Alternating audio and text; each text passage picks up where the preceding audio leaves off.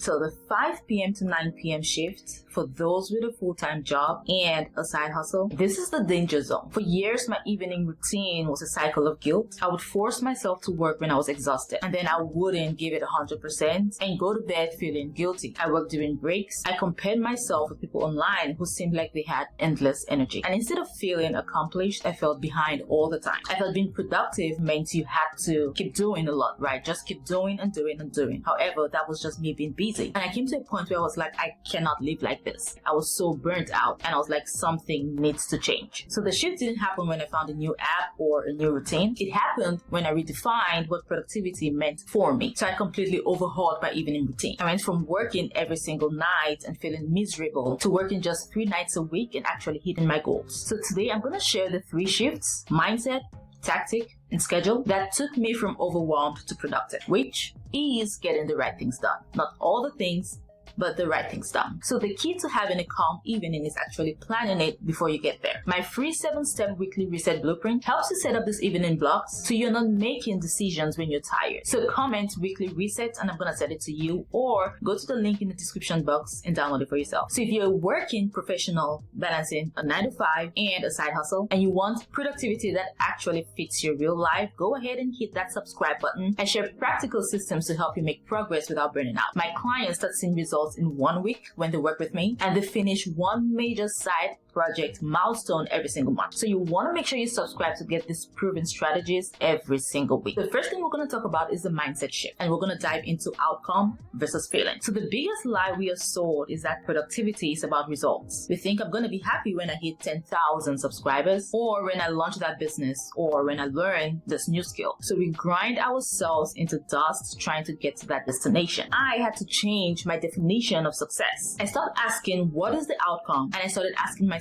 how do I want to feel while I am getting there? So here's what you want to do, right? You want to do these 2 checks. The very first one is the guilt filter. So I realized that half the things on my to-do list was there because of guilt or popularity, whether it's being on Instagram or being on whatever new social media platform was popular at that time. I saw popular creators posting 10 reels a week, and I thought I needed to do that in order to reach my goals. I saw people launching podcasts, so I thought, oh, maybe I should launch a podcast too. However, now, before I commit to any project, I ask myself, am I doing this because it aligns with my goals, or am I doing it because I'm afraid of missing out? And if the answer is fear, then I delete it. This can be a hard thing to do, but the more you do it intentionally, the more you get better at not committing to things based on fear or based on what other people are doing. Now, the second check is you want to do a mental space check, right? So I realized I didn't want to be a successful business person if it meant my brain felt like a chaotic browser with about 100 tabs open. So for me, my number one goal when I commit to anything is that inner peace, right? That inner alignment. I want my mental space to feel calm, to feel spacious, and to feel focused. And if I do not find that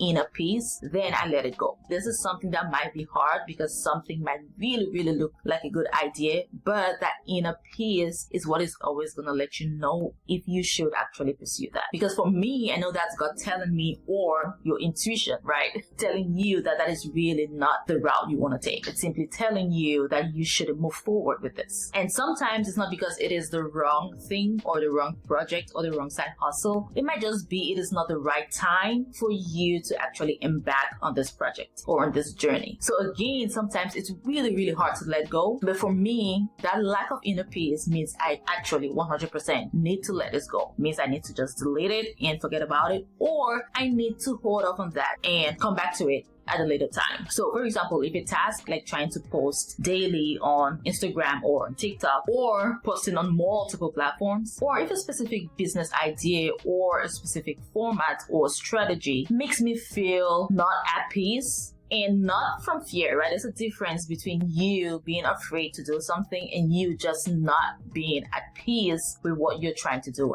And you will really know that, right? You're gonna know that the more you try to figure this stuff out. So if I do not have that peace in my mind, that mental calm, and just peace of mind, right, about this, whether it's a strategy or it's a specific project, then it is simply the wrong strategy for me. So personally, I would rather grow slower and feel at peace rather than grow faster and just panic or be frantic all the time. So your business, your side hustle, your side project is just not the destination, right? That is not the only thing that matters. It is the vehicle that you drive every single day. It is the journey that you take towards that destination. And if the ride makes you miserable, it really doesn't matter where you end up, right? Because you are going to be miserable, and we definitely do not want that. Now, the second shift I made was the tactical shift, and this is what I call like the death to the to-do list. So I used to write a to-do list every night before I go to bed, like my to-do list of what I needed to do the next day. And I thought it was being responsible, and actually it was really me practically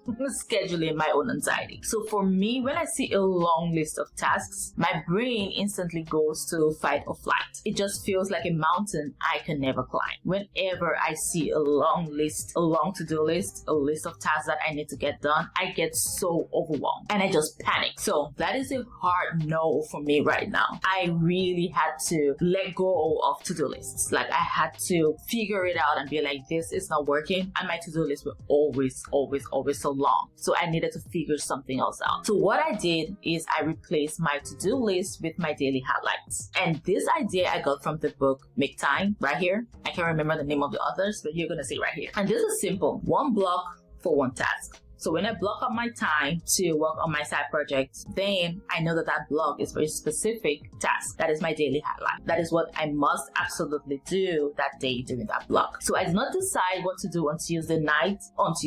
That's just too much pressure for me. And sometimes it's going to take me pretty much the whole block to try to figure out what I'm supposed to do.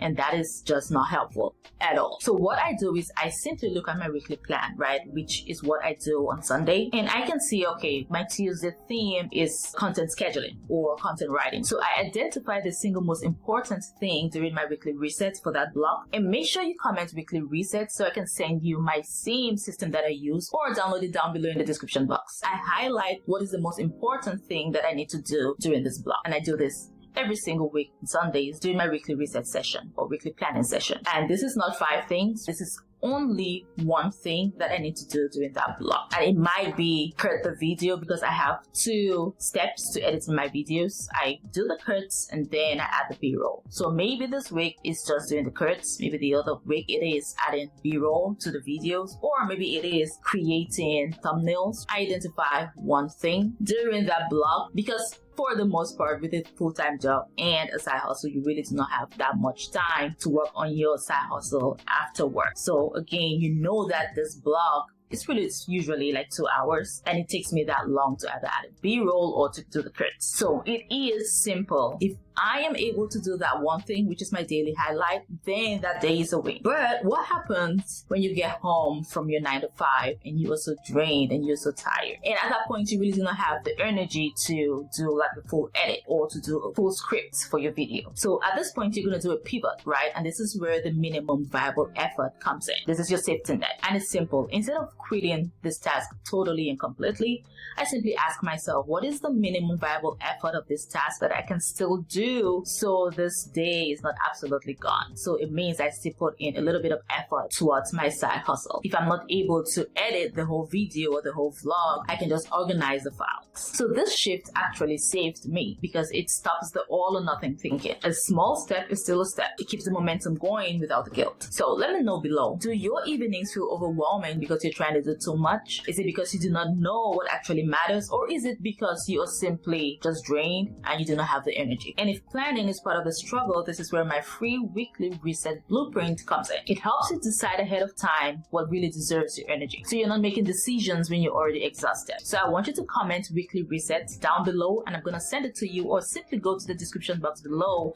and download the blueprint. Now, the third shift that we're going to talk about is the schedule shift, and this is where intentional rest comes in. This was the scariest change I made, but it did yield big massive results for me. I used to believe that if I wasn't actively doing something, then I was falling behind. I was failing. I was lazy. I would work during my lunch breaks. I would work every single evening. I would work all weekend. I was productive, but I wasn't being intentional. I was simply just reacting to stuff. And it did show in the quality of my work. And that checks, because at this point, your brain is simply fried and you cannot really think strategically on what you are doing and how you're doing what you're doing. So I have to implement these 3 things in my schedule. The first thing is the no work zones. I stopped working during my 9 to 5 lunch breaks. That used to be my hustle time, basically. But I realized that if I do not recharge during the day, I simply had nothing left for the evening, right? I was exhausted. I was overwhelmed. My brain was just like there was a lot going on in there. So I had to stop working during my lunch breaks. And what I did during this time is I took a walk. During my lunch breaks, I'll go walk around my office building and then come back and focus on work. Also, during the weekends, I decided that on Sundays, I am not going to do any kind of work. I'm just going to relax. I'm going to read. I'm going to watch TV, mostly read, because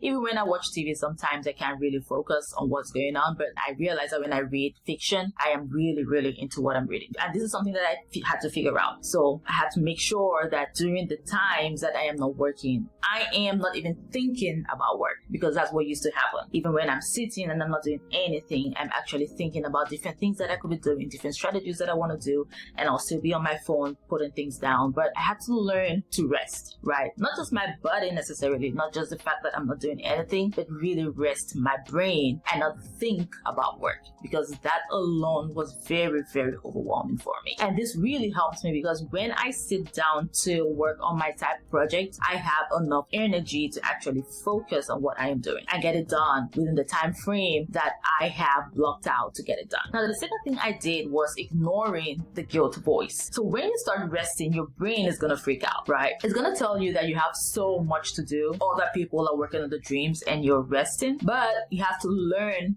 to ignore that voice. Just treat it like a spam caller.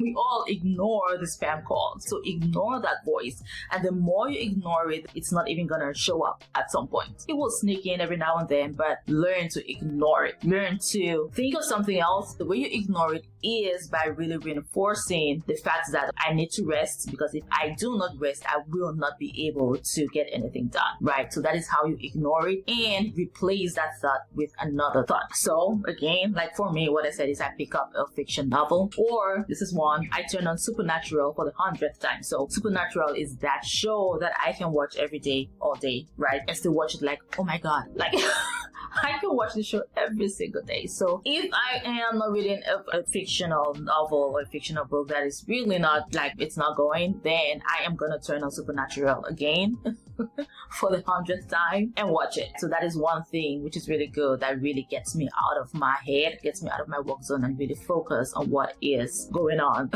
on TV. Because we all know that watching Dean and Sam hunt demons is not wasting time. That is literally being creative.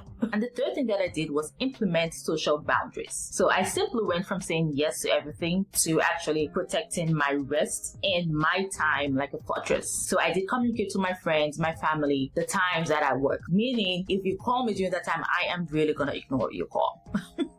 I'm going to ignore your call, and then I'm going to call you back maybe during the times when I am not working, when I do not have to focus on my side hustle. At first, yes, it's going to piss people off, but after some time, they are going to honor your boundaries. So you first need to learn to honor your own boundaries, and then other people are going to start honoring your boundaries. Because if you set these boundaries, and then during this time when you have to be working on your side hustle, people call you, people tell you, oh, do this or do that, and then you'll be like, okay, I'm just going to do it. You say yes to everything, say yes to everybody. Trust me, that is not you honoring your boundaries, and other people are not going to honor those boundaries. But when you start honoring your own boundaries and you communicate those boundaries to others, eventually they're going to honor those boundaries. It's a respect thing, right? But people are going to honor your boundaries if you actually keep them. So I stopped comparing my chapter 1 with someone else's chapter 20, because really working 3 weeknights a week for me with intentional focus is infinitely better than working 7 nights a week just with fog and overwhelm overwhelm and burnout and panic. So you need more time, you need more focus, you need more rest. By lowering my expectations on volume, I raised the quality of my output. I actually got closer to my goals by working 3 weeknights a week and some Saturdays than I ever did working 7 days a week. Even productivity is not about squeezing more out of yourself. It is about creating a system that supports you even after a long, hard day at work. When you plan realistically, focus on what matters, and you allow rest, your evenings stop feeling like a battle and they start feeling intentional. So if you want your evenings to feel calmer, download my free 7-step weekly reset blueprint. It's gonna help you plan your week realistically and show up for your goals consistently even on a tired day. So simply comment weekly resets. I'm gonna send it to you, or download the guide using the link in the description box below. Thank you so much for watching. If you found this video helpful, please make sure you like the video, subscribe to this channel, share with someone who needs a productivity boost or who just needs to get rid of overwhelm and burnout, which is a productivity boost. Share the video, please. Make sure you watch the video on the screen next. Thanks again for watching. I'll see you in the next one. Bye.